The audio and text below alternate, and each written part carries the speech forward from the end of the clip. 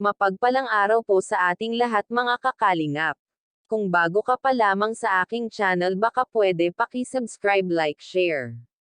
At huwag kalimutan suportahan ang ama ng ating Kalingap Rob na si Val Santos matubang hiling ko lamang po ay pataposan ang aking video para malaman ang nilalaman nito.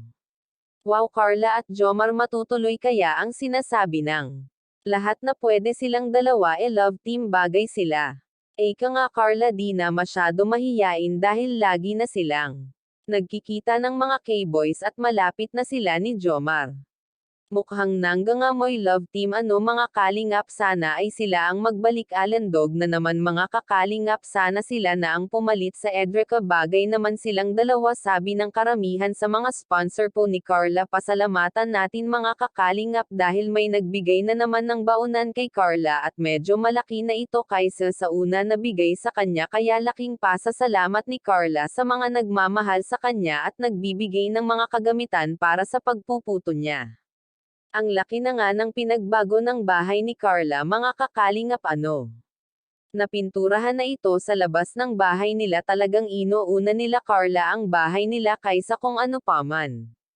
Kaya deserve niya talaga ang tulong na ganito dahil di niya sinasayang ang pera na binibigay ni Kalingap Rob kaya kahit sinong manunood ay masasayahan talaga sa improvement na ginagawa ni Carla sa bahay nila at tungkol naman sa love team ni Carla at Jomar ang sweet na nila mga kakalingap may pasign pa ng heart wow sana al mga kakalingap.